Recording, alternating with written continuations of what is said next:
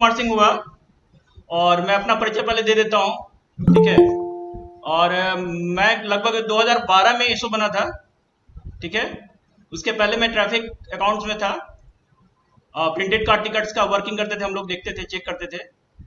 उसके बाद जब मैंने ट्रैफिक अकाउंट से प्रमोट हुआ तो यहाँ पे उस समय स्टोर बजट में आया, स्टोर बजट, स्टोर अकाउंट में लगभग 1-2 साल वहाँ पे देखने का, स्टोर बजट देखने के बाद मेरा फिर ट्रांसफर किया गया मेन बजट में, जनरल बजट, ठीक है। जनरल बजट में लगभग 2016 से अभी तक मैं कार्यरत हूँ। और रेवेन्यू पोर्शन डिमांड नंबर 3 से 13 ये मतलब मैं वर्क करता हूँ, जिसमें सारे डिविजन इन्वॉल्व हैं, वर्कशॉप इन्वॉल्व हैं, और इंक्लूडिंग हेडक्वार्टर के जितने डिपार्टमेंट्स, ये सारे इन्वॉल्व हैं। इनके थ्रू डाटा जो होता है वो प्रेषित किया जाता है बोर्ड में। सबसे पहले तो मैं बजट के विषय में बता देता हूँ कुछ संक्षिप्त जानकारी। उसके बाद बजट का सारा फॉर्म्स जो कि अभी न्यूली लॉन्च किया गया है 1-2 साल पहले रेलवे बोर्ड द्वारा, वो दिखाऊंगा। इसके पहले मैं बजट के विषय में बता देता हूँ। एक्चुअली बजट जो है, आप अगर इसको मतलब जनरल भाषा में यूज करते हैं, सामान्य भाषा में, तो एक आकलन है जो कि आपके एक्सपेंडिचर और आपके रेवेन्यू का एक संक्षिप्त विवरण देता है सामान्य भाषा में। लेकिन अगर ये आप बोर्ड लेवल पे जाते हैं या मतलब किसी हाईली फॉर्म या कोई मंत्रालय के बेस पे जाते हैं, तो एक ये संवैधानिक मतलब कानून द्वारा संवैधानिक ये दस्तावेज है, ठीक है, जिसमें आप पूरे ईयर्स का, 1 साल का बजट का आकलन करते हैं कि हमारा क्या खर्च आएगा और हम कितना अर्निंग कर पाएंगे, ठीक है। तो इसमें सबसे पहले बता देता हूं कि बजट कैसे पेश होता है। बजट पे जब बजट पेश करने के पूर्व 1 महीना पहले ही सारे मंत्रालयों से बजट मांग ली जाती है। मंत्रालय से बजट जब आ गया तो उस पर डिस्कस होता है, सभी मंत्रालय अपने अपने बजट को फुल मतलब लेने के लिए ये से एफएम से मतलब फाइनेंस मिनिस्टर से उसको ये करते हैं, रिक्वेस्ट करते हैं कि हमको फुल बजट दिया जाए। लेकिन इसमें भी कटौती चलता रहता है, मतलब फाइनेंस मिनिस्टर में उनसे बातचीत होता है और कटौती चलता है। तो ये संसद के दोनों सदनों में पेश किया जाता है, राज्यसभा और लोकसभा, ठीक है। राज्यसभा में इसमें भी 2 तरह के प्रस्ताव है, चर्चाएं 2 तरह की होती है, एक सामान्य चर्चा और एक हो गया डिमांड फॉर ग्रांट्स पे चर्चा। हेलो हेलो, सुन रहे हैं कि नहीं? समझ गए?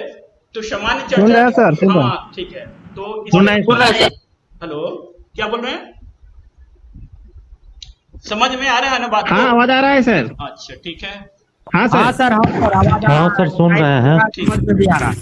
तो चर्चाएं 2 प्रकार की होती हैं। जैसे बजट हम पेश करते हैं, बजट मतलब कि हमारे पास तो बजट बाद में आता है, हम जो टीवी पे सुनते हैं या जो एस्टेब्लिश होता है वो तो बाद में होता है।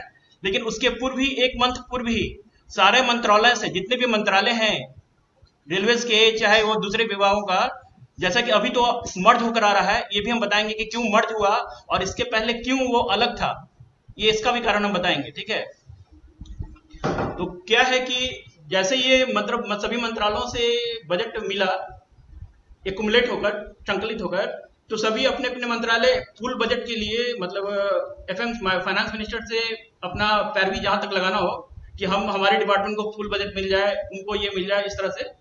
तो इसमें भी कटौती छटौती चलती रहती है। और जब ये दोनों सदन में पेश किया जाता है तो 2 तरह की चर्चाएं आम होती है। पहला कि एक सामान्य चर्चा हुआ, और दूसरा होता है वोट, डिमांड्स फॉर ग्रांट्स पे चर्चा। मतलब कि जो हमारा डिमांड्स है 1 2 3 4 5 6 7, ये सारा जो डिमांड्स है इस पे चर्चाएं होती है। तो राज्यसभा जो केवल सामान्य चर्चा पे ही ये कर सकता है, उसकी इतनी ही शक्ति है कि वो डिमांड्स फॉर ग्रांट्स पे अपना मत नहीं दे सकता। जो हमारा डिमांड्स है उस पे वो अपना उसको पावर ही नहीं है कि वो उस पे अपना ये दे, मत दे। डिमांड फॉर ग्रांट्स पे जो भी मत सदस्य द्वारा मिलता है वो आपको पार्लियामेंट के वो दूसरे वाले सदन में, मतलब लोकसभा से ही पास होने पे वो डिमांड फॉर ग्रांट्स में वो रखा जाता है, ठीक है।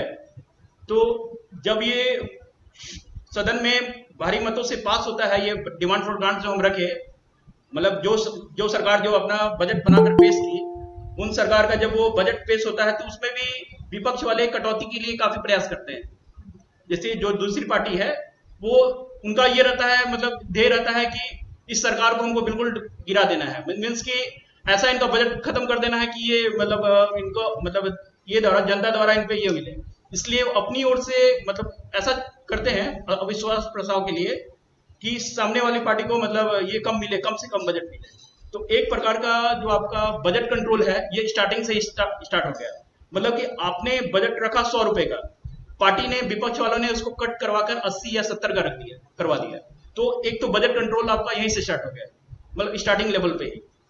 तो ये जब सदन से पारित होता है संसद में, तो उसके पश्चात एक विनियोग बिल बनता है। विनियोग बिल जैसा कि आप लोग को हो सकता है मे बी ये आपके एग्जाम में आ सके, एक लाइन का आंसर देने के लिए, या मतलब जो भी एक दो मार्क्स का। तो विनियोग बिल क्या है? तो विनियोग बिल हो गया कि जो भी आपका वोट एंड अकाउंट, ये मतलब डिमांड्स फॉर ग्रांट जो पास करवानी है, जिसमें कि दोनों डाला हुआ है, जितना कितना खर्च कितना ये, वो सारा विनियोग बिल के द्वारा पारित होता है। और विनियोग बिल जब पास हो जाएगा, जिसमें कि आपका वोटेड क्या क्या रखा जाता है इसमें, वोटेड अमाउंट। वोटेड अमाउंट मतलब एक वोटेड होता है, एक चार्ज होता है, दो प्रकार का खर्च हुआ, एक वोटेड एंड एक चार्ज। ठीक है, हमारी सैलरी, हमारा डीए, हमारा पीएलबी जो भी, ये सारा वोटेड है, ये सारा चीज वोटेड में आएगा। और आपका चार्ज वाला वैसा पैसा आता है चार्ज में जो कि कोर्ट के थ्रू डिक्री जिसमें मिलता है, कोर्ट जिसमें हमको ये देता है, अलाउ करता है। जैसे अगर कोई पार्टी अपना पक्ष रखकर कोर्ट में जीत गया अगर वो कोर्ट से, तो उसको जो पेमेंट होता है वो चार्ज के थ्रू पेमेंट होता है। तो एक प्रकार से आप वोटेड और चार्ज का अंतर ये बता सकते हैं कि वोटेड का खर्च जो भी है वो हमारी सैलरी हुई, इस तरह का ये आइटम हुआ जो कि वोटेड में रखा जाता है। और वैसे पेमेंट जो कि जिसका मतलब कोर्ट के द्वारा डिक्री होकर पेमेंट किया जाता है वो चार्ज में जाता है। ठीक है, दूसरे की ये हो गया विनियोग बिल, एप्रोप्रिएशन बिल। एक होता है फाइनेंस बिल। फाइनेंस बिल में आगामी वर्ष का, जैसे कि बी वगैरह जो हम लोग रखते हैं, मांगते हैं अगले साल का 21-22 का, उसमें वो प्रस्ताव रखा जाता है, वित्तीय प्रस्ताव।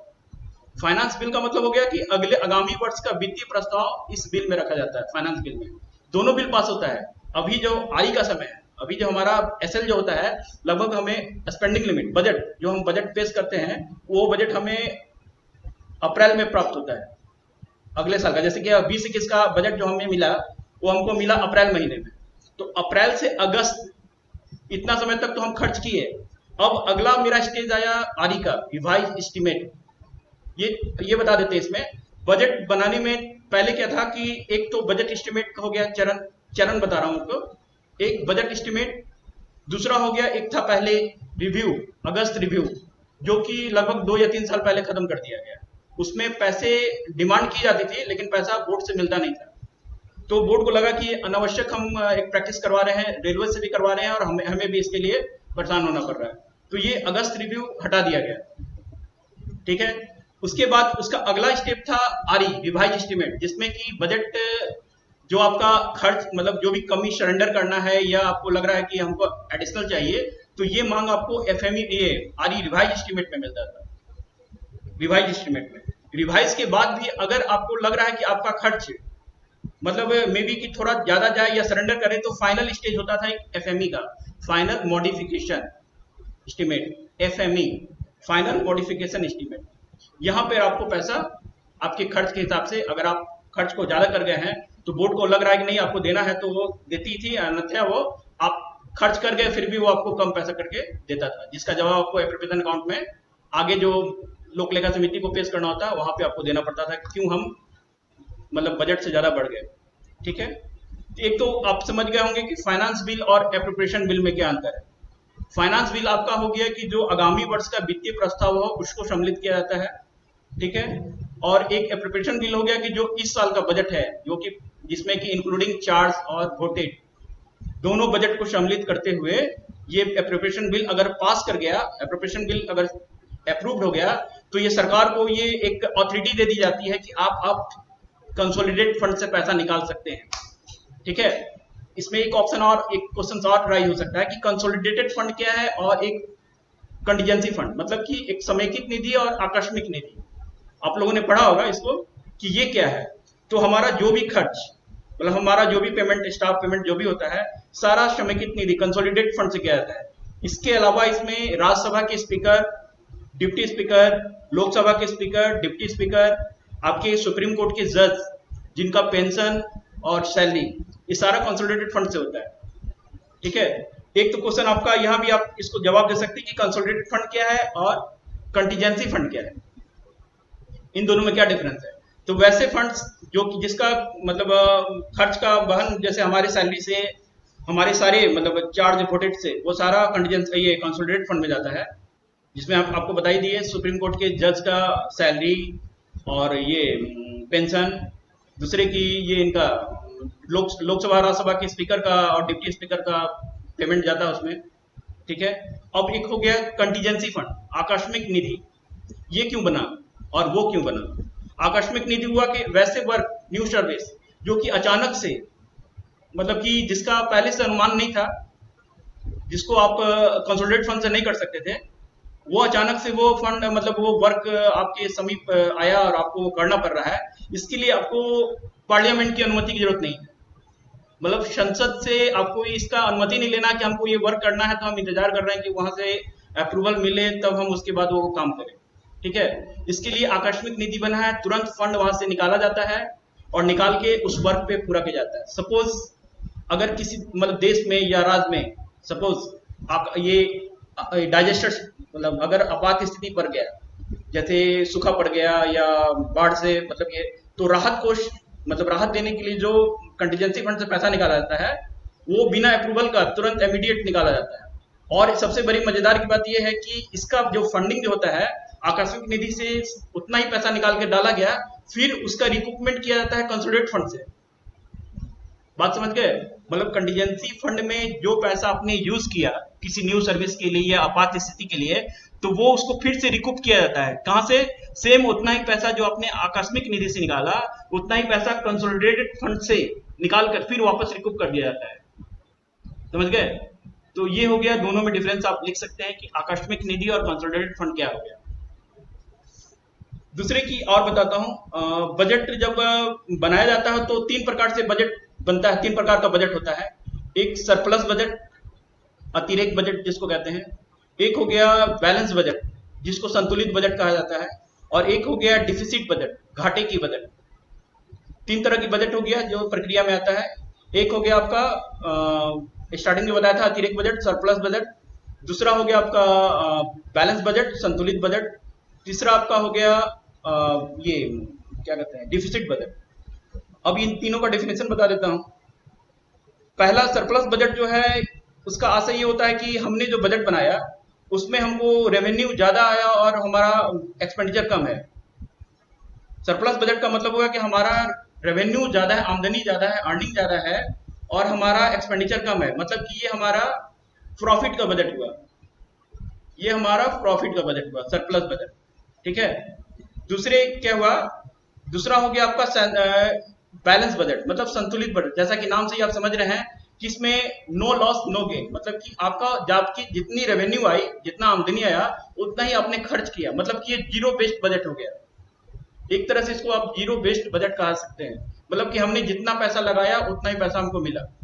ठीक है। और एक होता है डिफिसिट बजट, मतलब घाटे की बजट।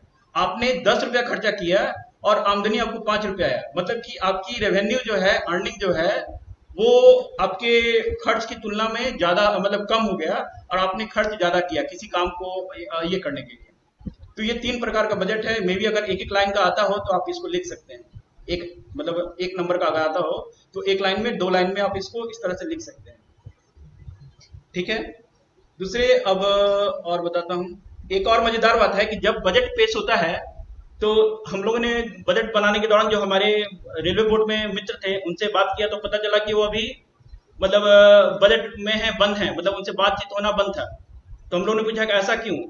तो एक बजट सेशन के दौरान ही एक समारोह होता है, हलवा समारोह।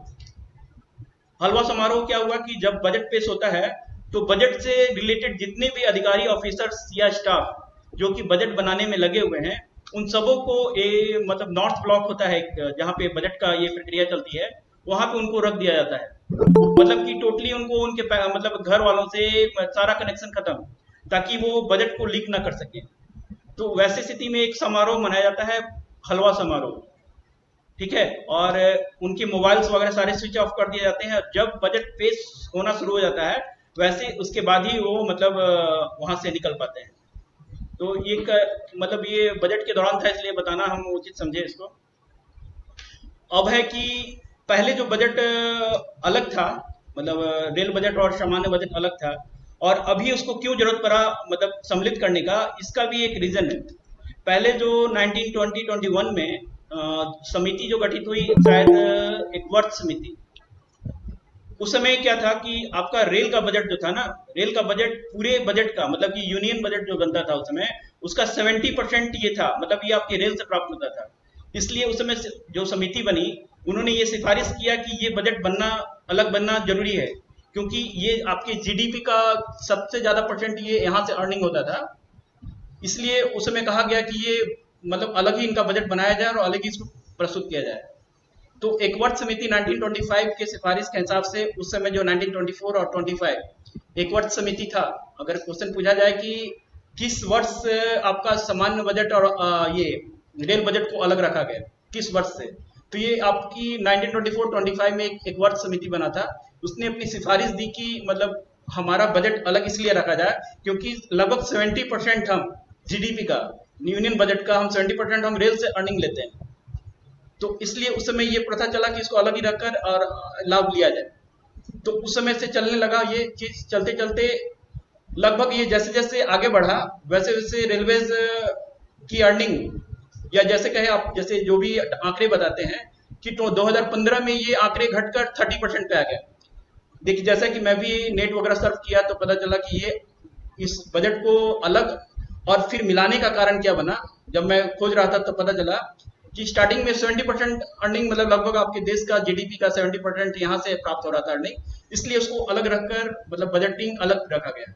लेकिन जैसे जैसे ये ईयर वाइज ये बढ़ता गया आगे, रेलवेज का बहुत सारे मतलब, एक तो क्या हुआ कि वो कहते हैं माल भाड़ा पे उसका रेट, मतलब भाड़ा बढ़ता चला गया और पैसेंजर पर उसने कमांड करना छोड़ दिया। मतलब पैसेंजर में जो टिकट्स पे रेट्स बढ़ाना है उस पे उसको छोड़कर उसका भाड़ा, उसकी भाड़ा को रिकूप उसने माल भाड़े में किया, जिसके कारण से माल भाड़ा इतना ज्यादा बढ़ गया, इतना ज्यादा बढ़ गया कि आपका ट्रांसपोर्ट जो रोडवेज जो लोग मतलब से जाना है उनको ज्यादा सस्ता लगने लगा। समझ गए? ये एक कारण था कि आपका रेल बजट को सम्मिलित करने के लिए कहा गया, क्योंकि आपकी अर्निंग घटने का कारण एक ये भी था कि आप पैसेंजर की तरफ आपने ध्यान नहीं दिया। मतलब पैसेंजर को का जो ये बढ़ाना था, टिकट्स पे रेट बढ़ाना था, वो तो आप लोगों ने मतलब काफी समय तक छोड़ दिया, जिसका परिणाम ये हुआ कि उधर का आपने रिक्रूटमेंट किया दूसरे साइड से, मतलब माल भाड़े पर बढ़ाकर, और ये इतना ज्यादा बढ़ गया आपका रेलवेज का माल भाड़े का रेट कि वो मतलब लोकल ट्रांसपोर्ट्स वगैरह से जो उससे कई गुना बढ़ गया, जिसके कारण से लोगों ने अपना माल रेलवे से भेजना बंद कर दिया, जिसका प्रभाव आपकी अर्निंग पे पड़ने लगा। और ये क्या हुआ, आपकी अर्निंग 2015 तक आती आती ये 30% रह गया। 2015-16 तक आते आते ये 30% रह गया, और 16 के अंत में जैसा कि मैंने पढ़ा ये लगभग 11.2 या 3% रहा। तो एक कारण ये भी है कि मतलब बुद्धिजीवियों ने ये कहा कि अब ये जो स्थिति बन रहा है, अब ऐसा अगर इसको अलग रखते हैं तो हम इस पे ये नहीं कर पाएंगे, इसलिए इसको सम्मिलित करने का प्रयास किया गया। और लगभग 2016 में फिर पुनः एक नीति आयोग ने, इसको याद रखिएगा, नीति आयोग की सलाह पर, जिसमें विवेक देवराय ने सिफारिश की कि इस बजट को, जो पहले अलग था 1924-25 में एक वर्ष समिति ने अलग किया था, इस बजट को सम्मिलित कर दिया जाए। ठीक है, तो अंतिम बार 2016 में ये बजट पेश किया गया, आपका अलग बजट। और उसके बाद 2017-18 में ये बजट आपको पुनः दोनों एक मतलब एकजुट कर दिया गया। किसकी सिफारिश से? नीति आयोग ने विवेक देवराय के सिफारिश पर इसको सम्मिलित कर दिया। अब ये सम्मिलित करने का और भी कारण बताते हैं। क्या इस सम्मिलित करने से आप ये जानना चाहेंगे कि रेलवे को क्या लाभ हुआ? ये बजट जो सम्मिलित हुआ, आप लोगों के अंदर में मन में ये होगा कि आखिर सम्मिलित करने का कारण क्या था। एक कारण तो मैंने बता दिया कि आपका जो अर्निंग्स था वो डे बाय डे लगभग घटता ही चला जा रहा था। जो 70% लगभग जो उस समय था, एक बार 24-25 के समय पे था, वो घटकर आज स्थिति 11% पे आ गया। तो एक रीजन तो ये भी था कि अर्निंग को ये देखते हुए इसको सम्मिलित करने का प्रयास किया गया। दूसरे की एक और बड़ा कारण था कि रेलवे और यूनियन बजट जब अलग था तो रेलवे को अपने कैपिटल एक्सपेंडिचर के लिए, जैसे कि हमारा रेवेन्यू एक्सपेंडिचर हुआ उसी तरह कैपिटल एक्सपेंडिचर के लिए रेलवे को लोन लेना पड़ता था। ठीक है, लगभग 10,000 करोड़ लोन का डिविडेंड पे करना होता था सरकार को डिविडेंड पे करना होता था। तो ये क्या हुआ कि जब वो सम्मिलित हो गया, जब फाइनेंस मिनिस्टर ही दोनों यूनियन बजट और रेलवे को जब ये कर लिए तो ये डिविडेंड देने से हम बच गए।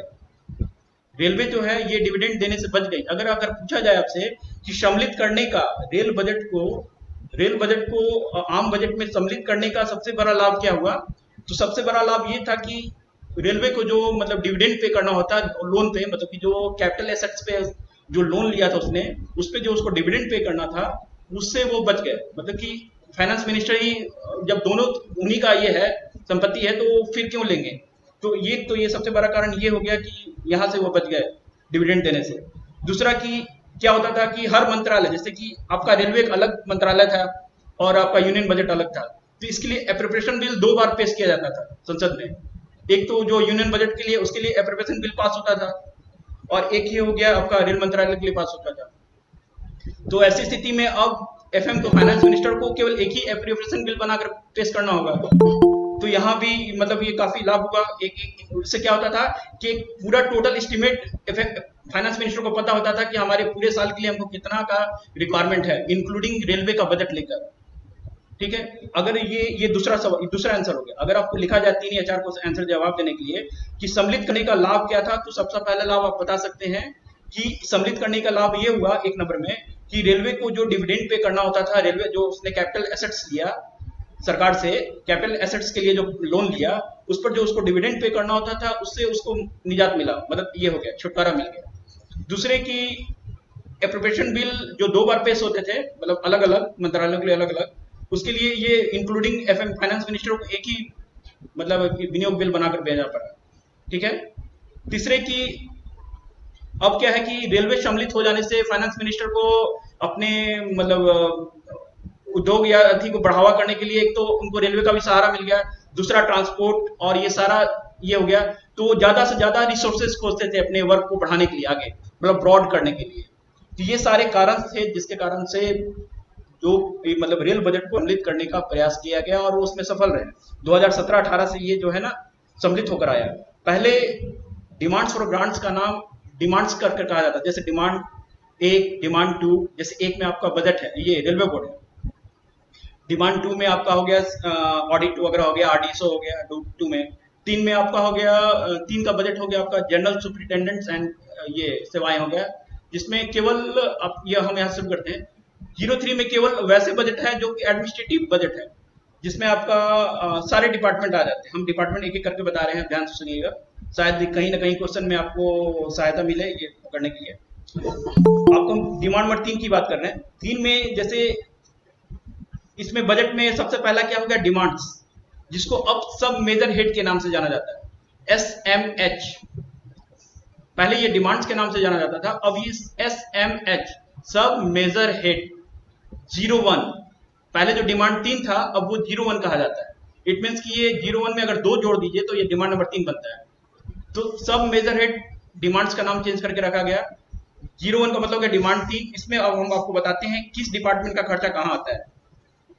डिमांड नंबर 3 का 100 ये हो गया, ये इसको कहते हैं माइनर हेड। इसमें देखिए क्या क्या अगर आप लिखना चाहते हो तो लिख लें। डिमांड्स हो गया, माइनर हेड्स हो गया, सब हेड्स हो गया, एक डिटेल हेड होता है और एक पीयू होता है, प्राइमरी यूनिट। ठीक है, आप अगर बुक्स में या बजट में कभी काम करने का मौका मिलेगा आपको, तो आपको एलोकेशन की जानकारी होगी कि एलोकेशन कैसे, एलोकेशन में 8 डिजिट होते हैं, एलोकेशन में 8 डिजिट होते हैं।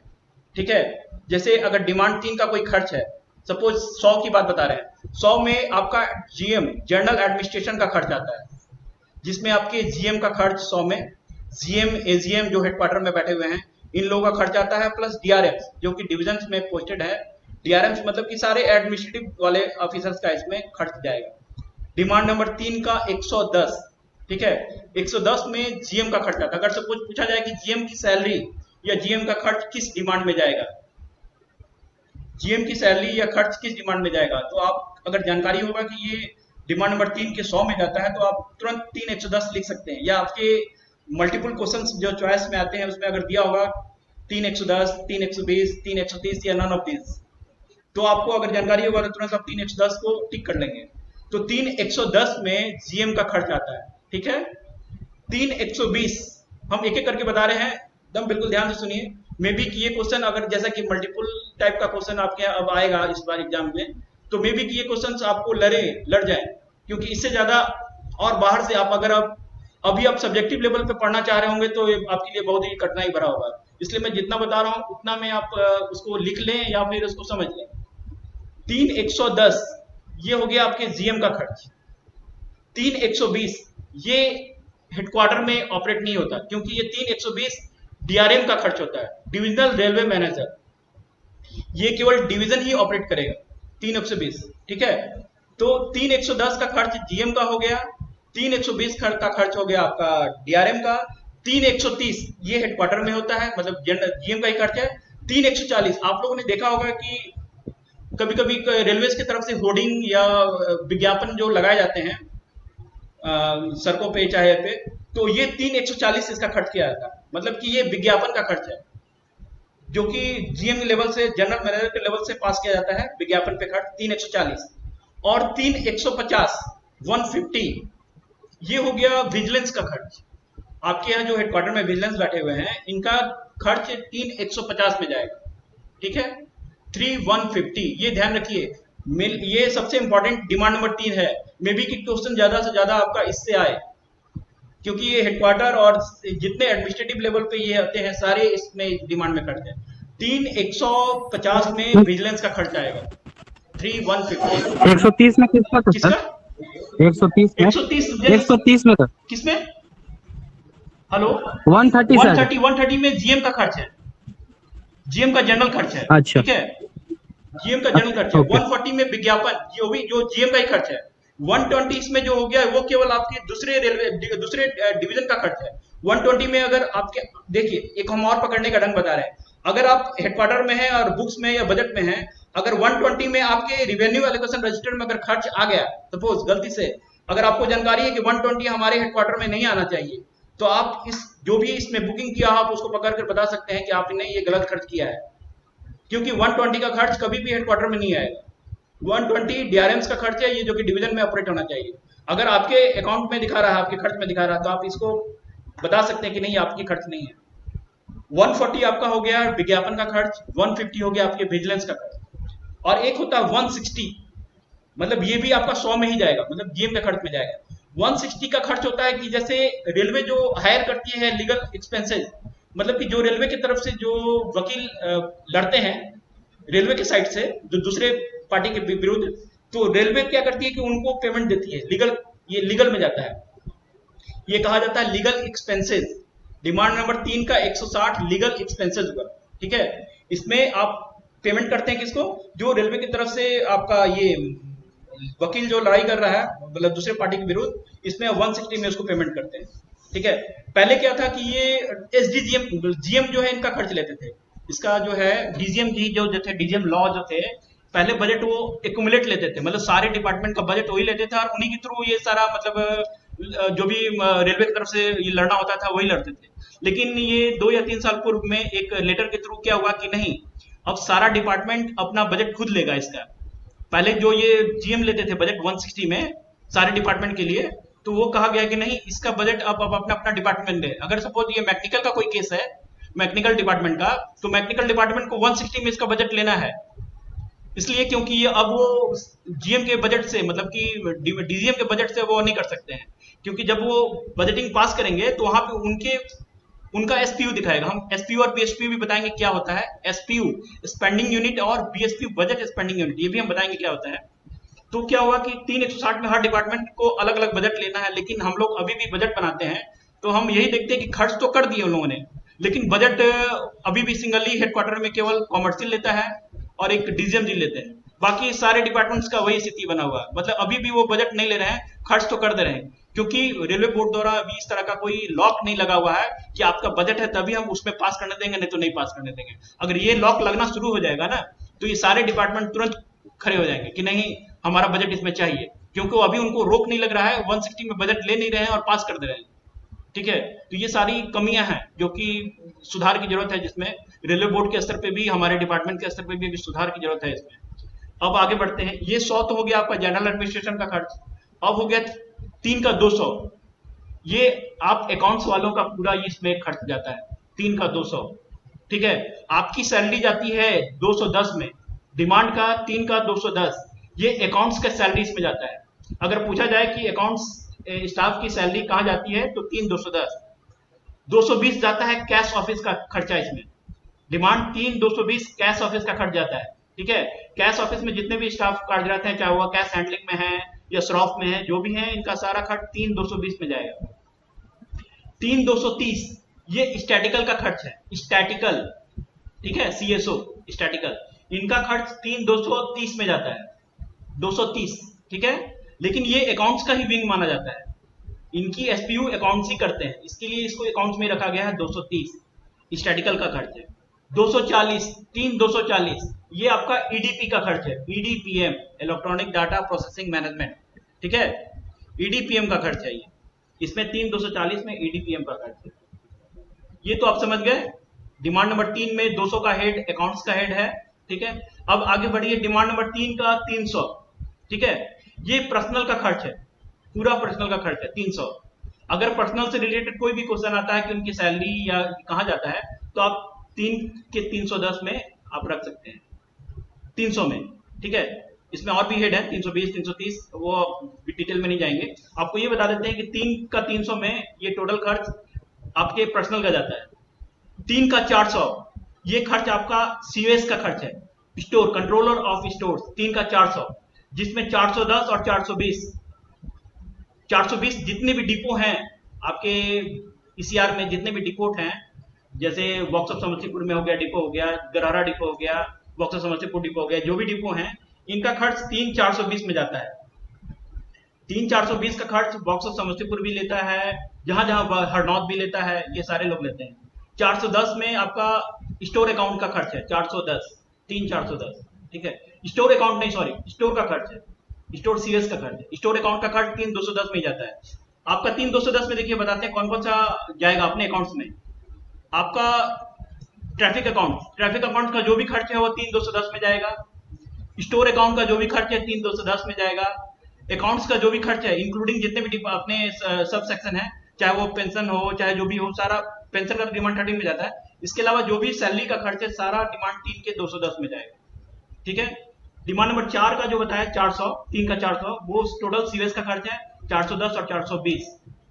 420 में आपका डिपो का खर्च है, 410 में आपका सीएस अकाउंट्स मतलब कि सीएस का खर्च है, स्टोर का खर्च है। ठीक है, अब हो गया डिमांड नंबर 3 500। 500 में जो आपके इंजीनियरिंग डिपार्टमेंट है 510 में उनका खर्च आता है। 3 का 500 इंजीनियरिंग डिपार्टमेंट का खर्च है, 3 500। ये आपके डिवीजन में भी ऑपरेट हो सकता है, ये आपके हेडक्वार्टर में भी ऑपरेट होता है, क्योंकि हेडक्वार्टर में भी आपके एडमिनिस्ट्रेटिव बैठते हैं, डिवीजन में भी है। ठीक है, तो 500 का खर्च जो गया वो आपका इंजीनियरिंग का गया। 3 600, इसमें 610 620 ये सारे आते हैं।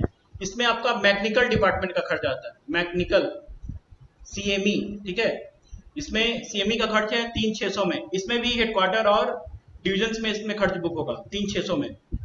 3 700, 3 700, 710 720 730, 710 720 730 ये सारा आपका इलेक्ट्रिकल का खर्च है, इलेक्ट्रिकल डिपार्टमेंट का, जिसमें 710 जो है केवल सिंगली हेडक्वार्टर में ऑपरेट होता है। उसके अलावा 720 730 सारा डिपार्टमेंट जो ये है ये सारा डिवीजन में होगा।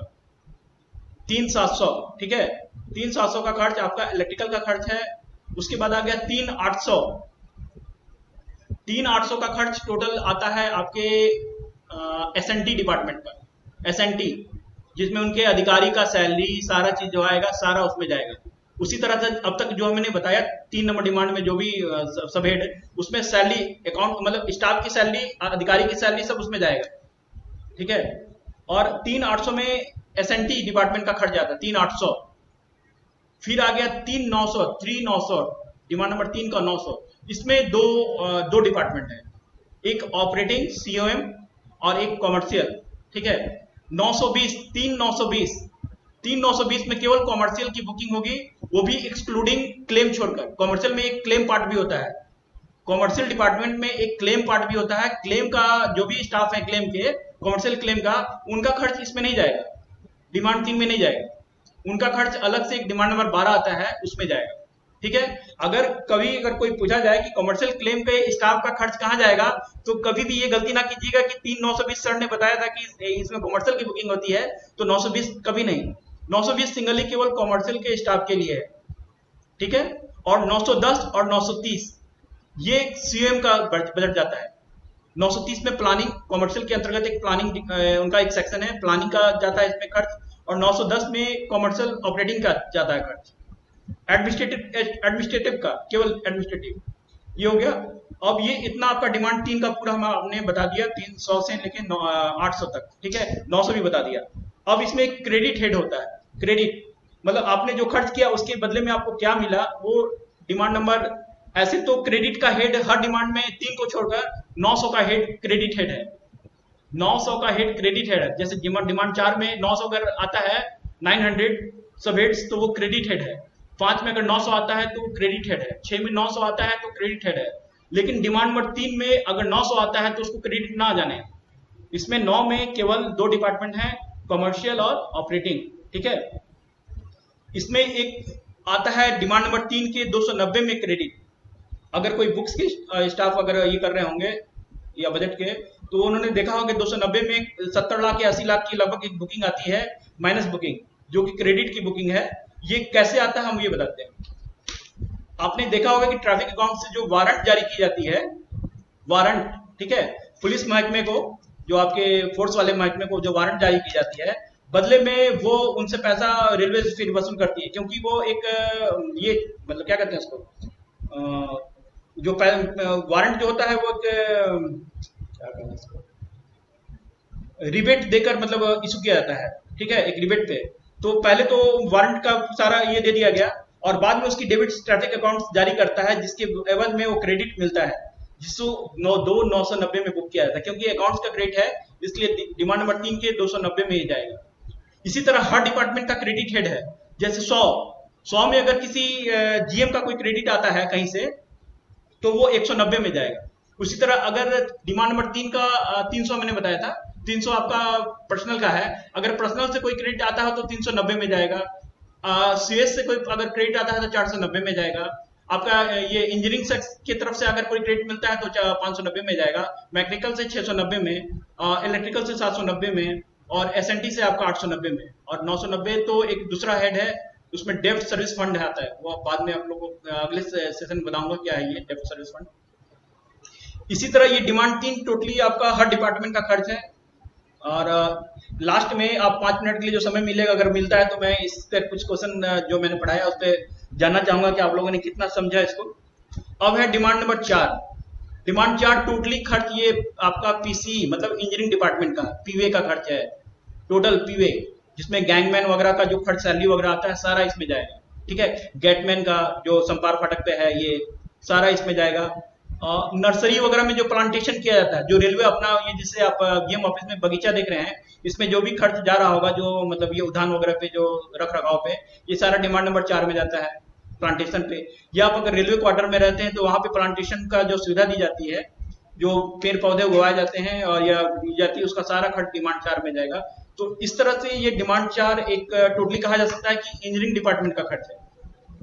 ठीक है, ये इंजीनियरिंग डिपार्टमेंट खर्च है। और इसमें ये मजे की बात है कि ये रेलवे के खर्च में एक बड़ा पार्ट है ये। मतलब हम लोग जो आरईबी या एसएल बजट बनाते हैं, ये डिमांड नंबर 4 एक बड़ा पार्ट है। लगभग ये 1100-1200 करोड़ का इसमें बजटिंग होता है। डिमांड 4 की बात कर रहा हूँ। 3 का बजट जो ईसीआर का जो बजट है वो लगभग 470-500 के करीब में रहता है, 500 के लमसम में, 520 इसके लमसम में, 540 ऐसा ही रहता है। डिमांड 3 का खर्च जो है टोटल ईसीआर का, सारा डिपार्टमेंट, सारा डिविजन और सारा आपका वो वर्कशॉप मिलाकर। ये ओपन लाइन की बात हटा रहा हूँ, जैसे कंस्ट्रक्शन की बात नहीं कर रहा हूँ, कंस्ट्रक्शन डिमांड्स में नहीं आते हैं। कंस्ट्रक्शन का खर्च अलग, वो प्लान हेड में जाता है, तो उसकी बात नहीं कर रहा मैं। ठीक है, तो ये केवल ईसीआर का सारा डिविजन और ये वर्कशॉप और ये हेडक्वार्टर की बात कर रहा हूँ। लगभग 550 का खर्च आता है इसमें और बजट मांगा जाता है। 4 में लगभग आपका वही 1100-1200 का खर्च 1000 पर का रहता है। डिमांड नंबर 5, ये क्या है? ये है आपका repair and maintenance of locomotives. ठीक है, लोकोमोटिव्स जो इंजन होता है उसके रिपेयर एंड मेंटेनेंस का खर्च इसमें जाता है। इसमें मैकेनिकल डिपार्टमेंट इन्वॉल्व है। ठीक है, इसमें क्या होता है कि जब आपका कोई इंजन किसी दूसरे रेलवे में गया, हम इसमें बताते हैं, उसके बाद आपको पीयूष के विषय में बताएंगे कौन कौन पीयू क्या आता है। हो सकता है मे बी कि कुछ पीयूष आपको एग्जाम में आ जाए। तो ये क्या होता है कि डिमांड नंबर 5 के अंतर्गत जो आपका लोकोमोटिव है, लोकोमोटिव जब आपका एक इंजन किसी दूसरे रेलवे में गया तो वहां पे उसको पीरियोडिकल ओवरवाइलिंग की जरूरत पड़ती है। पीओएच का, पीओएच पीरियोडिकल ओवरवाइलिंग, अगर आपको फुल फॉर्म लिखने के लिए दिया जाए पीओएच का फुल फॉर्म तो क्या होता है? तो पीरियोडिकल, समय समय पर जो इंजन को रिक्वायरमेंट है उसमें ये करने का, ओवरवाइलिंग का, पीरियोडिकल ओवरवाइलिंग। ठीक है, तो इसमें क्या होता है कि जब वो इंजन, आपके रेलवे का इंजन किसी दूसरे रेलवे को गया पीरियोडिकल ओवरवाइलिंग के लिए, तो उनका जो डिपो, उनका जो वर्कशॉप है उस रेलवे का, जहाँ पे ये रिपेयर एंड मेंटेनेंस का वर्क होता है, वो पहले सबसे पहले अपनी WMS में, workshop manufacturing suspense, workshop manufacturing, ये हमें मतलब थोड़ा सा कैपिटल के साइड में भागना पड़ रहा है सस्पेंस की तरफ में, क्योंकि रेवेन्यू जो है लिंकअप है।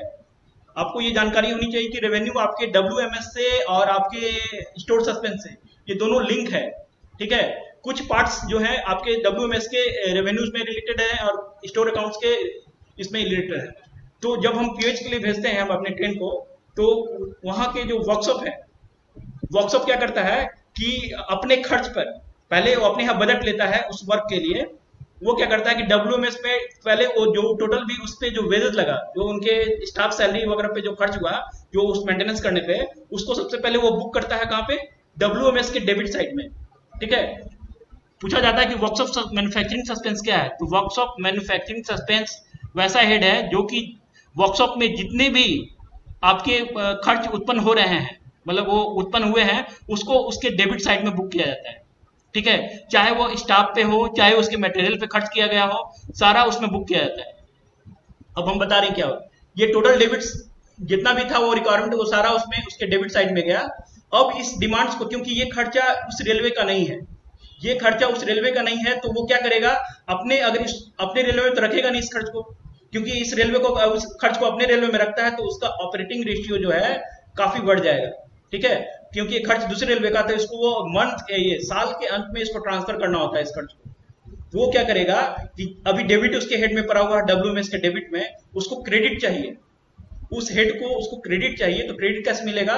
वो क्या करेगा कि एक मतलब ट्रांसफर रेलवेज करेगा इस टोटल अमाउंट को दो पार्ट में, एक कितना वो वेजेस पे खर्च किया, कितना वो मटेरियल पे खर्च किया, जिसका एक TC बनाएगा, ट्रांसफर सर्टिफिकेट।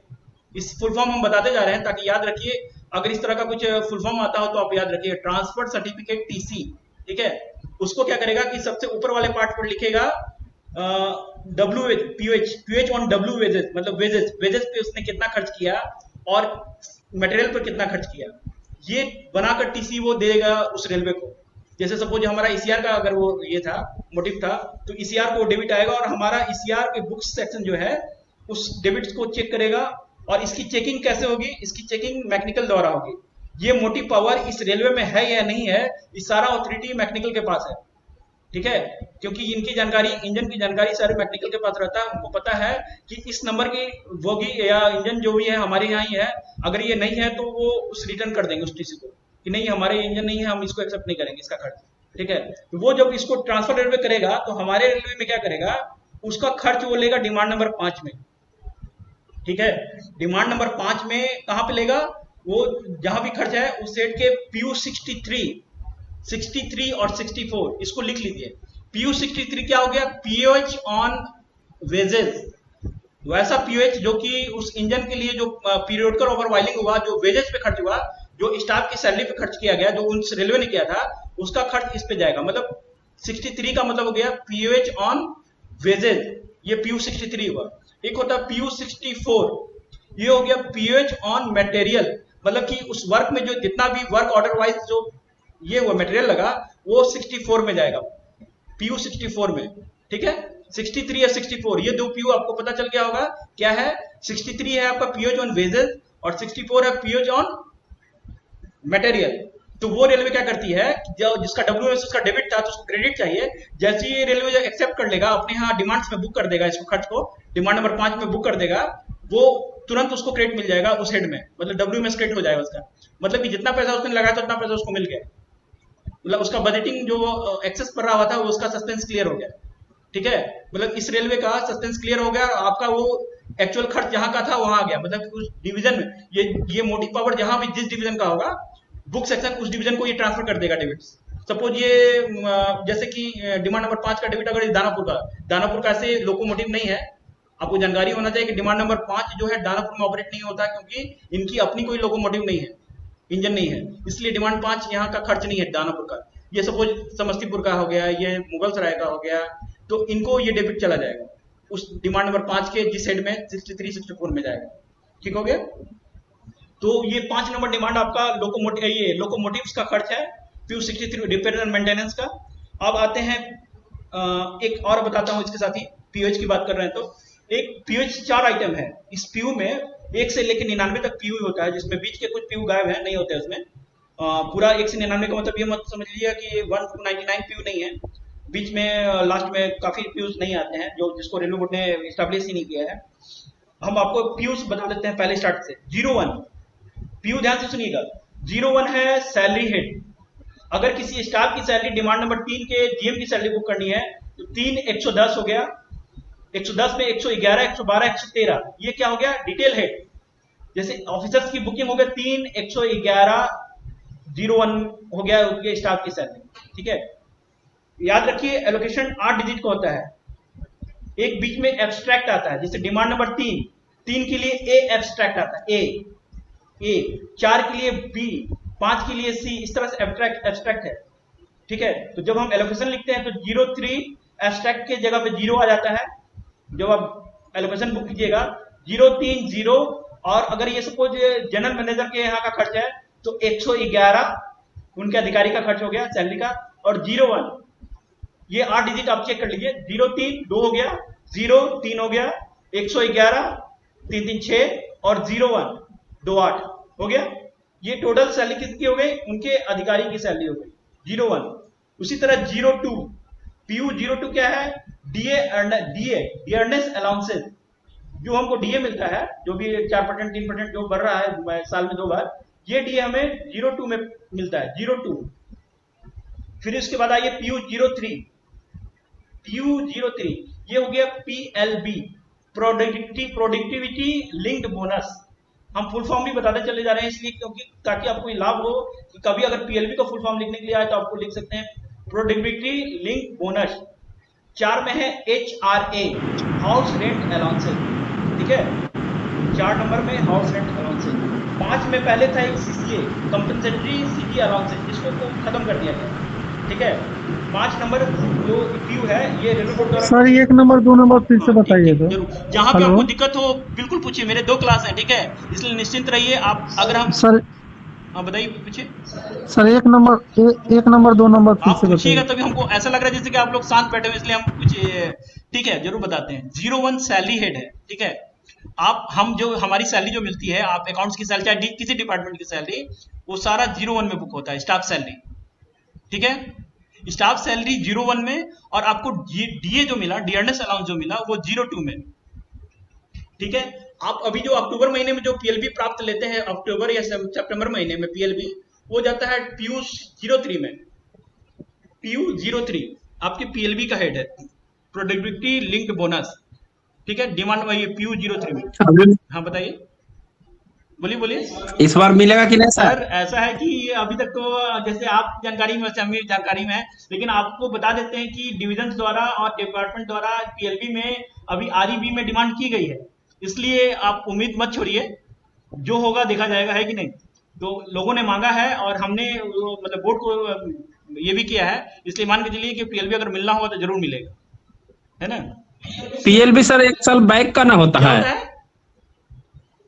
क्या बोले? 1 साल पीछे? नहीं 1 साल पीछे का दिया जाता है। 1 साल पीछे का होता है, इस साल का पीएलबी तो मिलेगा, जब आप पूरा वर्क कर लीजिएगा तभी तो पीएलबी मिलेगा, है ना।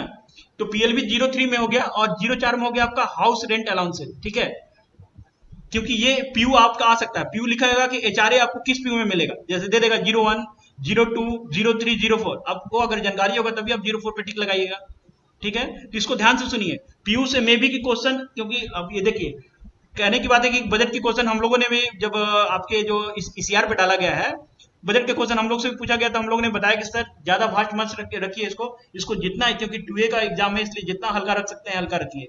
तो ये सब जानकारी आप रखिए। 04 आपका एचआरए का हो गया। 05 जो कि डिलीटेड है, खत्म कर दिया गया है, वो आपका सीसी था, कंपनसेटरी सिटी अलाउंसेज। 6 नंबर पीयूबी पहले ऑपरेट होता था, इंटरिम रिलीफ का था, वो भी खत्म कर दिया गया, ठीक है। 5 और 6 दोनों खत्म है। फिर आ गया आपका 7 नंबर टीपीए ट्रांसपोर्टेशन अलाउंस लेते हैं 7 नंबर में।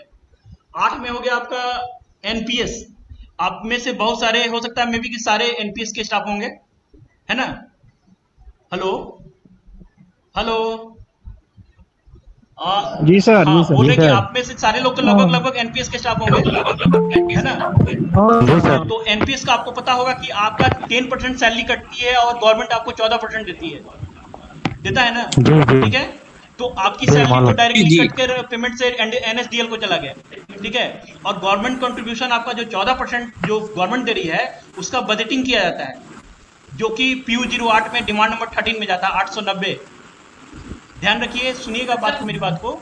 डिमांड नंबर 13 890 की 08 में आपका जो गवर्नमेंट कंट्रीब्यूशन कटता है उसको रखा जाता है, बजटिंग किया जाता है उसका। मतलब 10% आपकी कटी और 14% आपके गवर्नमेंट कंट्रीब्यूशन कट कर आपका एनएसडीएल को जाता है पेमेंट, ठीक है, जिसपे आपको आपका पेंशन फिक्स होगा चाहे जो होगा। ये हो गया, तो 8 का ये हो गया। 9 नंबर होता है वेजेस कैजुअल लेबर, 9 नंबर में। तो ये वेजेस कैजुअल लेबर जो है ये भी खत्म है, लगभग कहीं कहीं पे जरूरत पड़ता होगा तो ये बुक होती होगी, लेकिन ये होता नहीं है ज़्यादातर। 9 नंबर। 10 में आपका हो गया kilometre allowances.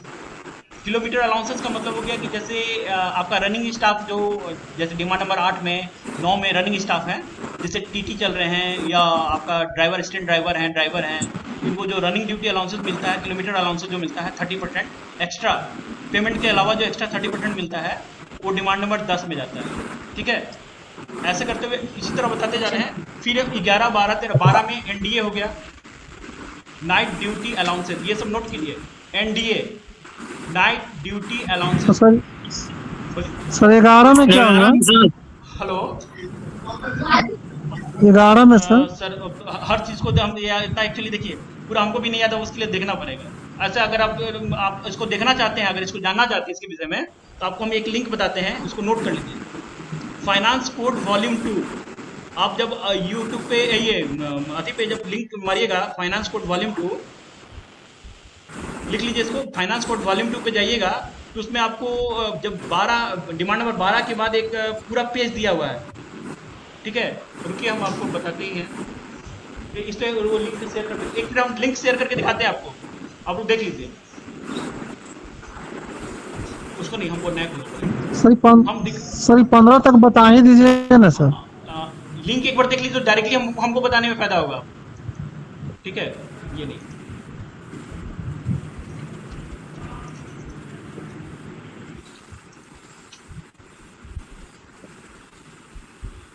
Just a minute, थोड़ा सा इंतजार की बता रहे हैं।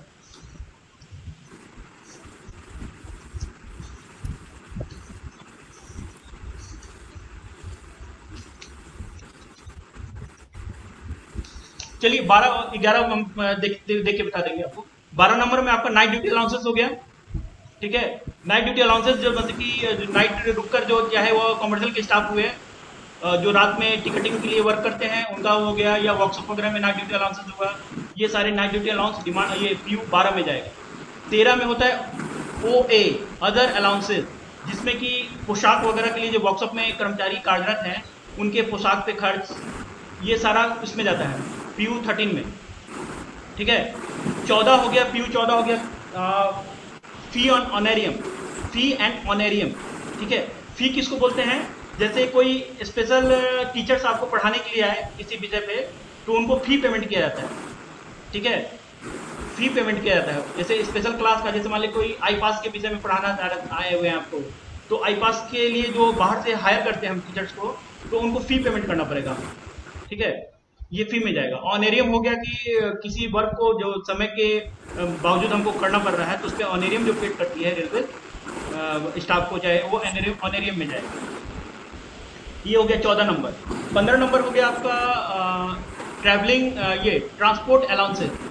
इसको एक तरह से आप सीटीजी मान सकते हैं। जैसे कि अगर आप मुगल सराय में कार्यरत हैं और आपकी पोस्टिंग कर दी गई हेडक्वार्टर में, ठीक है, और ये ट्रांसपोर्टेशन अलाउंस आपको जो मिलेगा, मतलब कि जो आपके ट्रांसफरिंग के लिए जो आपका पैकेज मिला, जो भी रेलवे का नॉर्म्स होगा वो उसके अंतर्गत जो आपको मिला वो ट्रांसपोर्टेशन अलाउंस में जाएगा। ये PU 15, ठीक है। PU 16 में जाता है ट्रैवलिंग एक्सपेंसेज, जो हम टीए क्लेम करते हैं। जैसे सपोज आप यहाँ से पटना की ड्यूटी लिए तो एक दिन का जो भी टीए होगा 800 900 जो भी टीए है, ये जो हम टीए क्लेम करते हैं ये PU 16 में जाता है, ठीक है। PU 16। एक आता है PU 17। PU 17 में क्या है कि अभी आपने सुना होगा कि 3 पासेस को आप रेलवे को सरेंडर कीजिए और उसके बदले में आपको ये मिलेगा, बाई फ्लाइट के लिए मिलेगा आपको। तो ये वही इन लिeu ऑफ पासेस है, मतलब कि ये जो है आपका पासेस के बदले में जो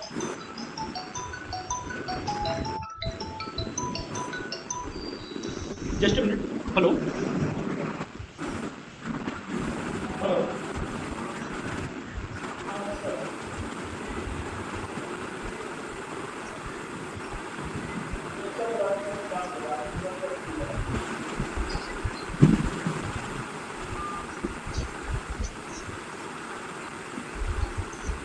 हेलो।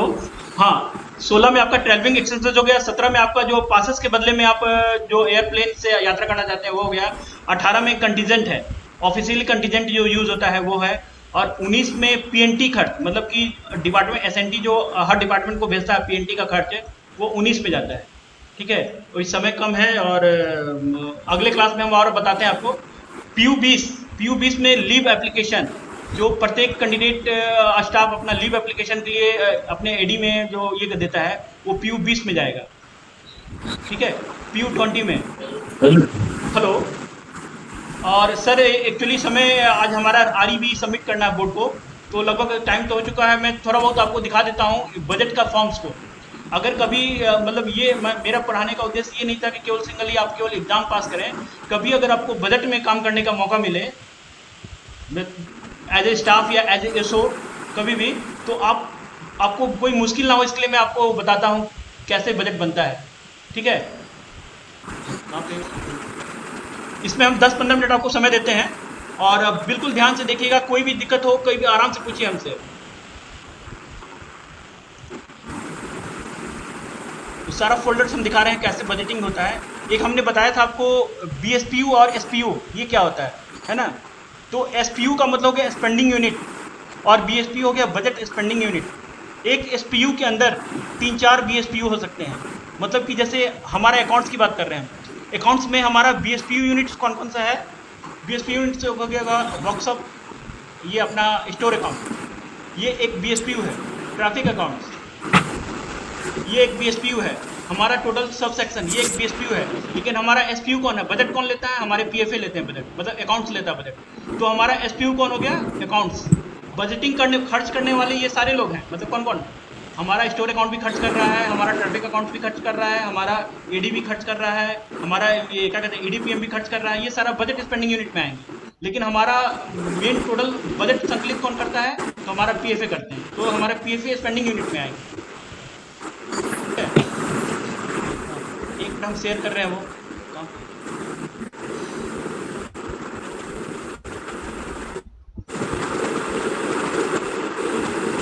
जस्ट मिनट सर, हम शेयर कर रहे हैं कुछ।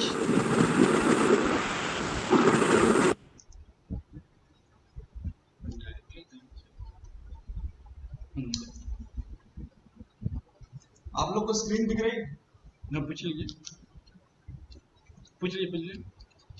हेलो हेलो हेलो हेलो, सुन रहे हैं सर, सुन रहे हैं। हाँ अभी आपको स्क्रीन दिख रहा है जो मैं कर रहा हूँ, ये जो मैं कर रहा हूँ आपको स्क्रीन दिख रहा है बजट का, बजट का स्क्रीन दिख रहा है आपको। हेलो नहीं नहीं नहीं दिख दिख रहा रहा है सर। नहीं दिख रहा है। नहीं दिख रहा है सर। जैसे नहीं दिख रहा है सर। बिल्कुल बिल्कुल दिखा रहे हैं, घबराइए मत। वो थोड़ा सा ये कर रहे हैं, क्या करें बता रहा हूँ, दिखा रहा हूँ।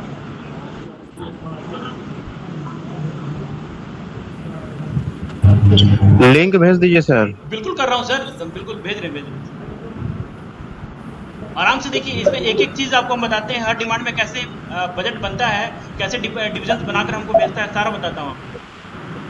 क्योंकि जब कभी आप बजट में क्वेश्चन होगी आपको दिक्कत नहीं होगा।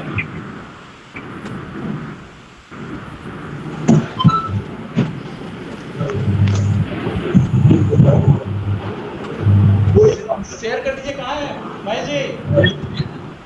आगे बढ़े हम, दिख रहा है।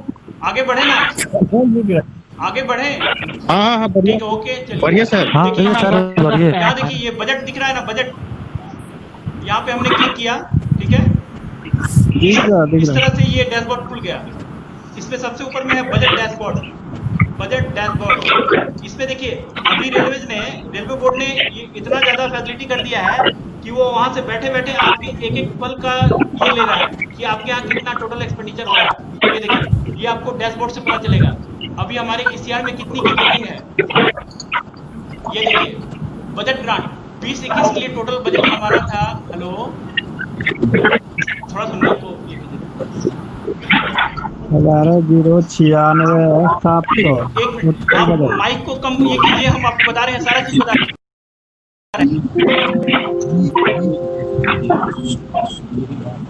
ये देखिए, ये हो गया बजट। इस रेलवे का टोटल बजट मिला था 11,096.70, मतलब कि 11,096.70 लाख, इतना बजट मिला था हमको। लेकिन रेलवे बोर्ड क्या करती है, ये पूरा बजट आपको खर्च करने के लिए नहीं देता है।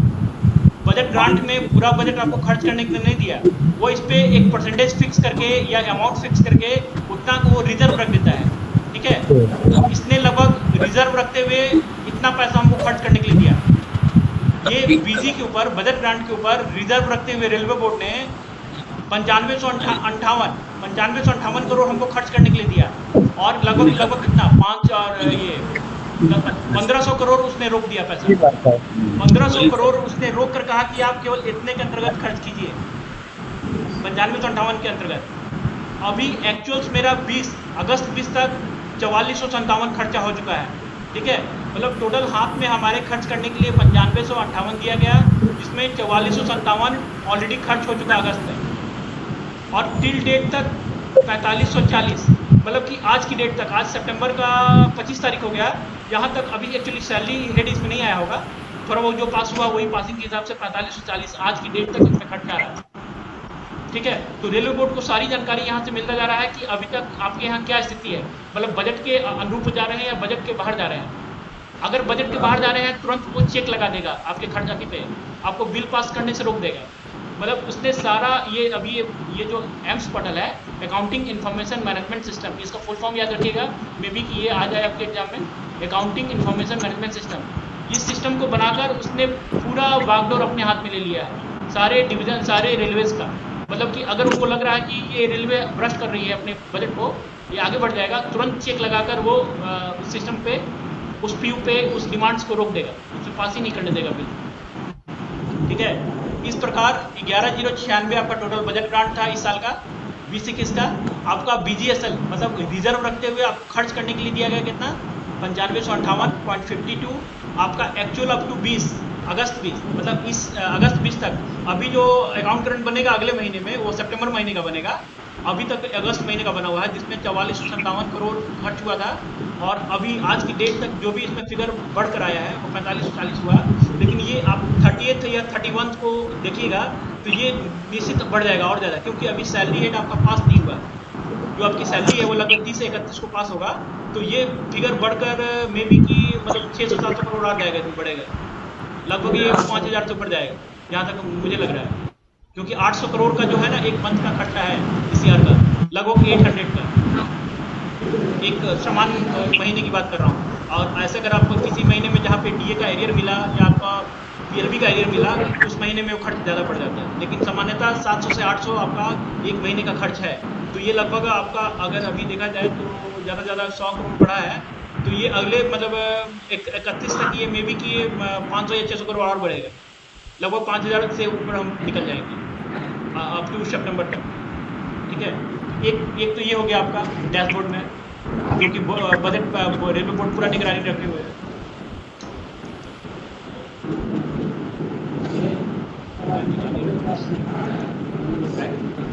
फिर आइए एस्टिमेट प्रिपरेशन। अभी जो हमने आपको बताया था कि बजट एस्टिमेट के बाद अगला स्टेप आता है, पहले आता था रिव्यू, अगस्त रिव्यू, जो कि खत्म कर दिया गया।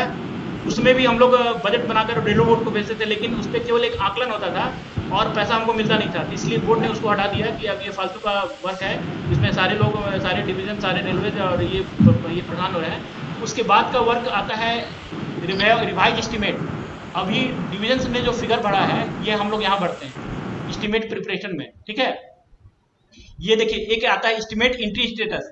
मतलब अभी जो बजट, जो पहले क्या होता था कि बजटिंग में सारे डिवीजन हमको अपना एक्सेल सीट पे बजट देते थे बनाकर सब हेड वाइज, और हम यहाँ फिट करते थे जोनल में आकर, मतलब सारे डिवीजन का फिट करके एक जोनल रेडी करते थे। लेकिन विगत 2 सालों से ये प्रक्रिया चेंज हो गया है।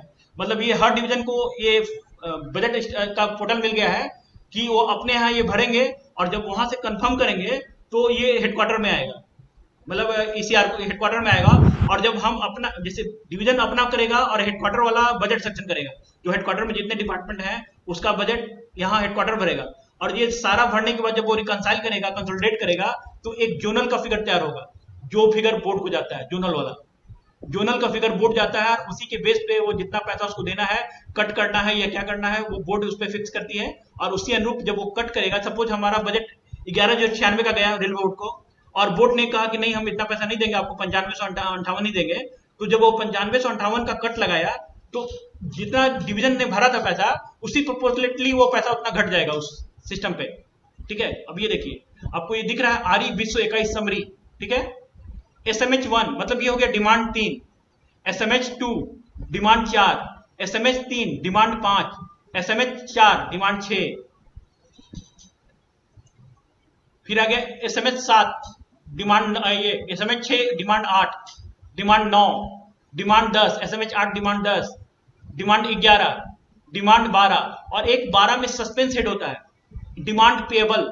आपको पता होगा डिमांड पेबल क्या है, डीपी, हम डीपी के विषय में बताते हैं, क्योंकि आपका मार्च का सैलरी जो है आप पेड करते हैं, आपका पेड किया जाता है अप्रैल महीने में। ठीक है, लेकिन क्योंकि सैलरी आपकी मार्च की है, मार्च की सैलरी, लेकिन पेमेंट हो रहा है 1 या 2 तारीख को, तो वो मतलब अप्रैल महीने में चला जाता है, इसलिए उसको लेने के लिए डीपी ऑपरेट किया जाता है मार्च महीने में, डिमांड पेबल। डिमांड पेबल में क्या होता है, डिमांड्स को डेबिट कर दिया जाता है, जिस डिमांड का, जैसे 3 से 12 में जो भी जितने भी खर्च हैं आपके सैलरी हेड का, उसका टोटल अमाउंट मिलाकर डिमांड नंबर 12 के डीपी में उतना क्रेडिट कर दिया जाता है डीपी को, डिमांड पेबल का। डिमांड पेबल डेबिट हो, क्रेडिट हो जाता है, डिमांड्स डेबिट हो जाता है। डीपी का फॉर्मूला है, क्योंकि वो खर्च है आपका मार्च महीने का, लेकिन अप्रैल महीने में वो पेमेंट किया जा रहा है, तो उसको मार्च महीने में लेने के लिए डीपी को क्रेडिट किया जाता है, मतलब डीपी ऑपरेट करते हुए डिमांड्स में पैसा बुक कर दिया जाता है पहले ही। ठीक है, डिमांड नंबर 12 के 12N सस्पेंस में वो बुक कर दिया जाता है, और पेमेंट आपको होता है अप्रैल महीने में, तो डीपी जो क्रेडिट था, यहाँ डीपी अप्रैल महीने में डेबिट हो जाएगा। जो डीपी आपका अप्रैल महीने में, मार्च महीने में क्रेडिट था डीपी और डिमांड डेबिट था, अब ये इसका देखिए एक ये है, मतलब एलोकेशन अगर बनाना चाहिएगा तो मार्च के महीने में क्या लिखिएगा, मार्च के महीने में demands debit, DP credit, demands payable credit, और अप्रैल महीने में डिमांड्स पेबल डेबिट, जो डेबिट क्रेडिट था वो डेबिट हो जाएगा, डिमांड पेबल डेबिट, और चेक्स एंड बिल्स को क्रेडिट करते हैं। ठीक है, चेक्स एंड बिल्स को माइनस डेबिट करके भी क्लियर किया जाता है। तो ये हो गया आपका डिमांड्स का टोटल। ईसीआर का भी जो आरई सबमिट, मतलब सबमिट करने के लिए जो अप्रूवल के लिए हम लोग ने ये दिया है, अप्रूवल के लिए जो जीएम को भेजा है। देखिए इसमें क्या होता है कि जब सारा डिवीजन जब रिकंसाइल करके फिगर हम रेडी कर लिए, तो रिव्यू के लिए पीएफए सर के पास जाता है। अगर पीएफए सर को लगा कि ये फिगर सही है तो रिव्यू की जरूरत नहीं पड़ती है, और डायरेक्टली ये जीएम के पास जाता है सैंक्शन होने के लिए। अगर जीएम सैंक्शन कर दिए तो उसके बाद आगे का प्रोसेस है इसको सेंड करने का। सेंड करने का ऑप्शन भी आता है इसमें, वो सेंड करने का है, एक डाटा सबमिशन करके है। ठीक है, यहाँ पे बिलिंग कर रहा है डाटा सबमिशन, हम ये डाटा सबमिशन में जाएंगे, और यहाँ डाटा सबमिशन आरई, यहाँ पे हम क्लिक करेंगे। आरई में समय है नहीं इसलिए, ये देखिए यहाँ पे ये डाटा सबमिट जो हम भरे हैं वहां पे, जो डाटा हम लोगों ने आरईबी में भरा है वो डाटा सारा यहाँ इक्युमुलेट होकर एक फिगर आएगा डिमांड वाइज टोटल। जैसे ये हमारा ये हो गया ट्रैफिक अर्निंग, ट्रैफिक वालों ने मतलब कि जो आपके टीए ऑफिस वालों ने जो फिगर भरा होगा ये ट्रैफिक अर्निंग में जाएगा। यहाँ के द्वारा जब वो जाएंगे यहाँ उनका फिगर दिखा रहा है, अभी दिखा रहा है data cannot be forwarded to board as discrepancy in data. अभी इनके डाटा में कुछ मिसमैच है इसलिए ये अभी ये ट्रांसफर नहीं कर सकते, और प्लस इनको अप्रूवल भी चाहिए। जब इनका अप्रूव होकर आ जाएगा तभी आगे फॉरवर्ड करने के लिए बोर्ड को ये हो पाएंगे। उसी तरह हमारा ऑर्डिनरी वर्किंग एक्सपेंसेस डिमांड 3 से 13, देखिए हम लोगों ने जो डाटा भरा है वो सारा फिगर इसमें voted charge gross credit net मतलब टोटल एक्युमुलेट होकर डिमांड 3 में हम लोगों ने वोटेड मतलब वोटेड में 596 करोड़ की मांग की है, और चार्ज में जो आपको हमने बताया कि जो कोर्ट केस के थ्रू पेमेंट होता है उसके लिए कुछ लोगों ने कुछ डिपार्टमेंट ने पैसा मांगा है 8,43,000 का, ठीक है। ये दोनों जोड़कर ग्रॉस बन गया 596। और क्रेडिट मैंने बताया था डिमांड 3 में 290 में जो वारंट हम जारी करते हैं उसके बदले में जो हमको उस पुलिस महकमे द्वारा जो पैसा आएगा वो क्रेडिट हमारा है, तो उसके लिए हमने 77 लाख का एक अमाउंट रख लिया था। आपको हमने बताया था लगभग 70 से 80 लाख का क्रेडिट रहता है, तो ये पैसा एक्चुअली क्रेडिट है, तो इतना पैसा इसमें से घट जाएगा ग्रॉस में से 596 में से 77 लाख घटकर ये 595 हो गया। ये सारा आपका सीट है मतलब डिमांड 3 का हमने 595 बोर्ड के लिए मतलब बोर्ड से मांगने का ये किया है, आरी बनाया है। 2 में डिमांड नंबर 4 में 1154 हमने आपको बताया था लगभग 1100 करोड़ का रहता है खर्च डिमांड 4 की। 5 में 354 करोड़ है, 6 में 1210 करोड़ है, 7 में 761 करोड़ है, 8 में 1209 करोड़ है। ये हमारा रिक्वायरमेंट है, हमने मतलब डिवीजन से प्लेस होकर आया है। लेकिन अब ये रिक्वायरमेंट अगर हमारे जीएम अप्रूव करके बोर्ड को भेजने के लिए बताते हैं कि ठीक है आप बोर्ड को भेज दीजिए, तो अगर ये बोर्ड को जाता है तो बोर्ड इस पे आपके खर्च के बेस पे अभी जो अगस्त तक का खर्च है, जैसे अगस्त तक का खर्च आपको दिखाए थे 4400 समथिंग खर्च है, उनको लगता है कि नहीं ये 4400 के हिसाब से 9000 ही खर्च जाएगा, तो इतना पैसा देगा नहीं, कभी भी नहीं देगा, ठीक है।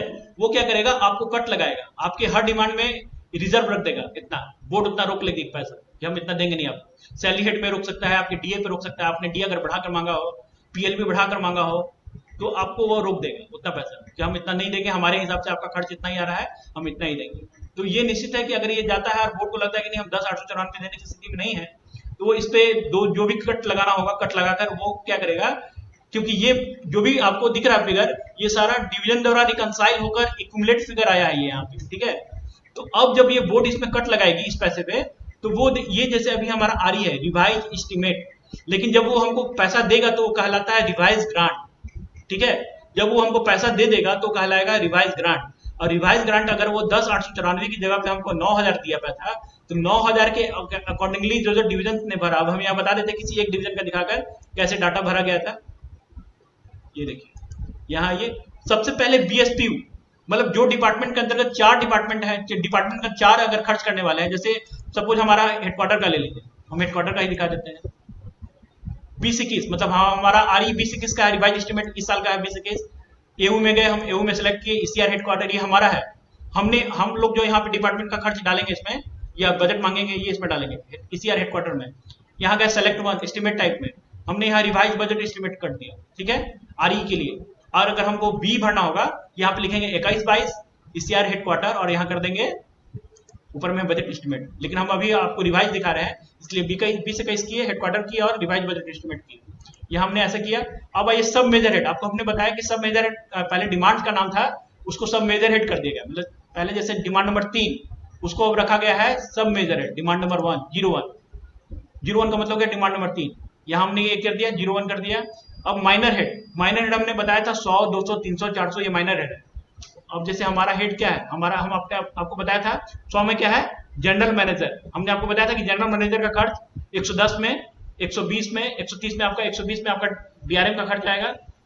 जैसे हम सपोज हम अपना बताते हैं फाइनेंशियल मैनेजमेंट जो हमारे अकाउंट्स का बजट है, जो हमारे पीएफए द्वारा दिया गया, जो पीएफए डिपार्टमेंट द्वारा और प्लस जो ईडीपी के द्वारा, चाहे स्टैटिकल के द्वारा, चाहे वो कैश ऑफिस के द्वारा, इसमें जाएगा 210। यहाँ देखिए 210 में अकाउंट्स है, हमने आपको बताया था कि अकाउंट्स का खर्चा सारा 210 में जाएगा। 220 में कैश एंड पे का बताया था आपको, 230 में स्टैटिकल का बताया था, 240 में ईडीपीएम का बताया था ना, और 290 में बताया था क्रेडिट रिकवरी जो कि आपका वो पुलिस महकमे द्वारा जो पैसा आपके वारंट पे मिला वो इसमें आएगा। अब हम आपको दिखा देते हैं 210 में कैसे फीडिंग होगा। सब हेड में आपने डाला 210 अकाउंट्स, डिपार्टमेंट डाला अकाउंट्स, क्योंकि अकाउंट्स का खर्चा है इसलिए अकाउंट डालेंगे, और सिंगली एक ही डिपार्टमेंट की इसमें मैपिंग किया हुआ है, क्योंकि दूसरा डिपार्टमेंट इसमें आता नहीं है, इसलिए दूसरे डिपार्टमेंट का मैपिंग का कोई मतलब नहीं बनता है, इसलिए एक डिपार्टमेंट मैप किया गया अकाउंट्स केवल। अब ये बजट स्पेंडिंग यूनिट, बजट तो अकाउंट्स का है, स्पेंडिंग यूनिट कौन है इसके, मतलब कौन कौन खर्च करने वाले हैं, अकाउंट्स है, स्टैटिकल है, ठीक है। स्टैटिकल हमने आपको बताया था डिमांड नंबर 3 230 में स्टैटिकल है, तो अकाउंट्स का ही विंग है, इसलिए इसकी बजट स्पेंडिंग यूनिट ये हो गया, बजट स्पेंडिंग यूनिट। हमने अकाउंट्स गया, अकाउंट्स में हमारे ट्रैफिक अकाउंट, स्टोर अकाउंट और आपके बजट ये पीएफए के जो डिपार्टमेंट है सारे सब सेक्शन, वो हमने यहाँ किया गो, ठीक है। गो करने के बाद हमारे पास ये ऑप्शन खुल गया है ऐसे, इसमें बीजीएसएल, हमारा जो बीजी के ऊपर जो हमारा कट करके रेलवे बोर्ड ने दिया था एसएल खर्च करने के लिए 95 कुछ करोड़, यहाँ पे वो पीयूआई डिमांड, जैसे बताया था आपको हमने सैलरी 01 सैलरी हेड आपको बताया था हमने, 02 डीए, ये नोट कर लीजिए, अगर किन्हीं को जैसे खोज रहे थे जो भी भाई लोग, वो इनको नोट कर लीजिए, हम अभी काफी समय देंगे इसमें भी, 10 मिनट देते हैं, आराम से नोट कीजिए।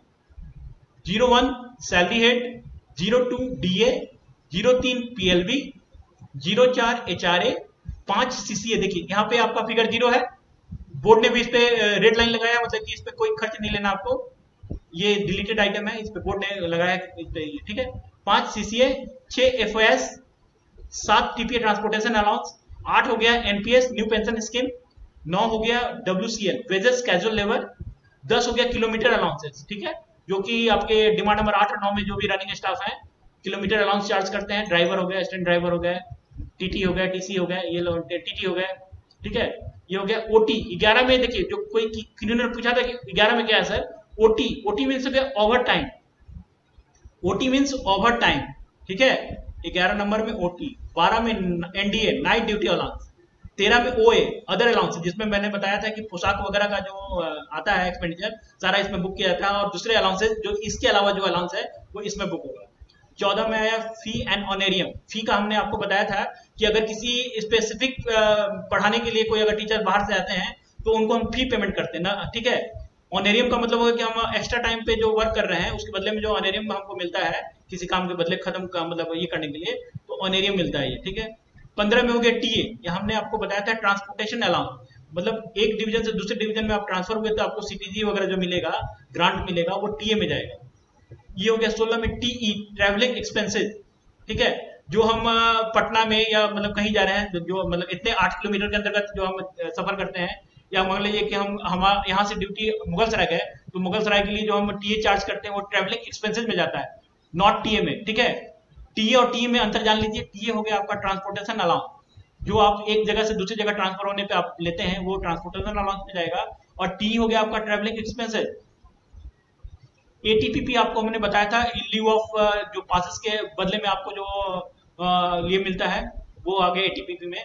वही हो गया अदर एक्सपेंसेस, ठीक है। अदर एक्सपेंसेस में आपका कंटीजेंट, ऑफिस कंटीजेंट आता है, ऑफिस का कंटीजेंट, जैसे ऑफिस के संबंधित जो भी परचेस करते हैं फर्नीचर वगैरह जो भी इस तरह का, ये ऑफिस कंटीजेंट में जाएगा। 19 नंबर फोन का, आपके मोबाइल का बिल जो आता है, जो रेलवे जो भी 210 या 310 का जो आपके चार्ज दे रही है मोबाइल पे, उसका बिल इसमें जाएगा। 19 में पीएनटी का बिल जाएगा इस पे, ठीक है।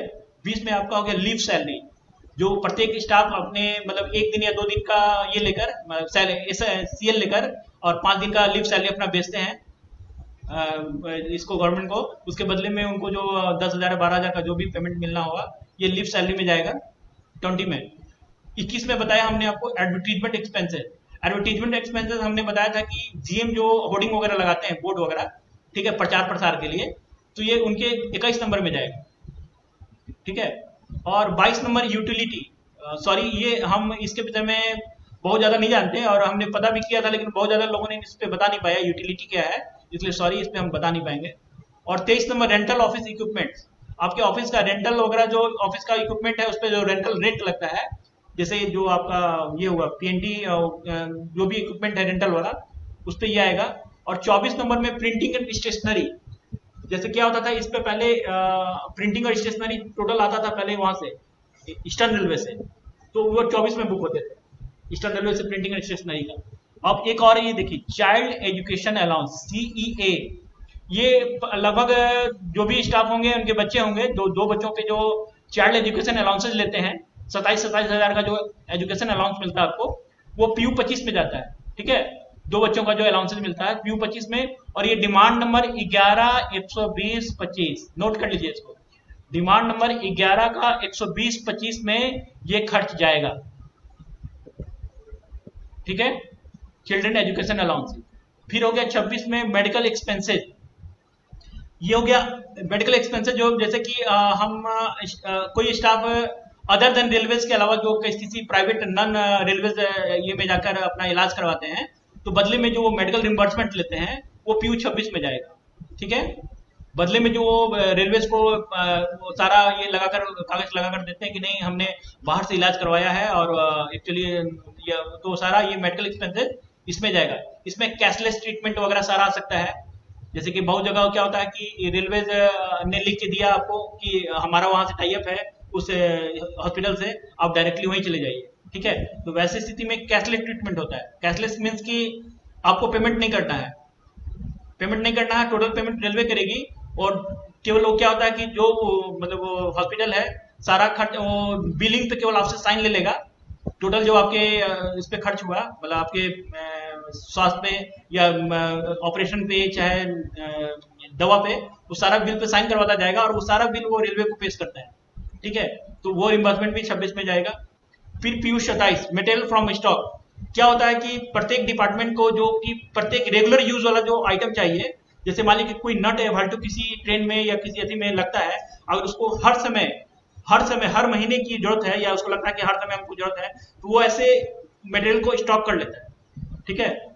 सारा डिपार्टमेंट क्या है वैसे मटेरियल को स्टॉक कर लेता है। और वो स्टॉकिंग जो है एक मतलब कि एक फाइनल, जैसे आप मान लो 10 डिपार्टमेंट है, 10 डिपार्टमेंट ने बनाकर COs को दिया पैसा, ये दिया कि आप ये बजट लीजिए और आप इसको मतलब ये मंगाइए सामान को।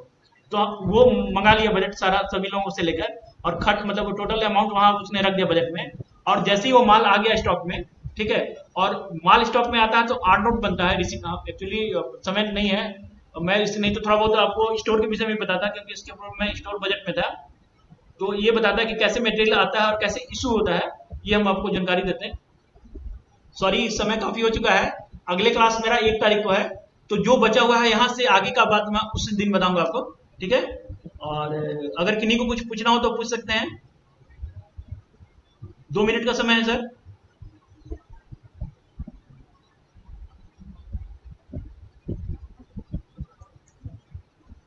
हेलो हेलो हेलो जी सर बोलिए। बोल रहे हैं कि जी सर। ये सभा को यही समाप्त करते हैं। मेरा अगला 1 तारीख को ये है, ठीक है। तो यहाँ से आगे जो भी है वो मैं आपको बताऊंगा उस दिन, क्योंकि बजट में बताने के लिए बहुत कुछ है। अगर आप हमको 4 दिन या 1 सप्ताह में मिले तो पूरा नहीं है आपको बताने के लिए।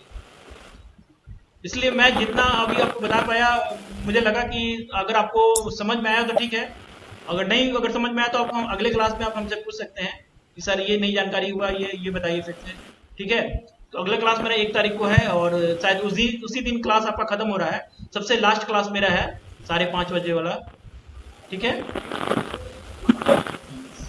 हाँ क्या है, हाँ लास्ट क्लास है। तो थैंक्स टू ऑल जो आप इतने मतलब धैर्य पूर्वक मुझे सुना, ठीक है। और इसके लिए Thank you. हाँ आपकी बधाई के पात्र हैं सर, धन्यवाद सर।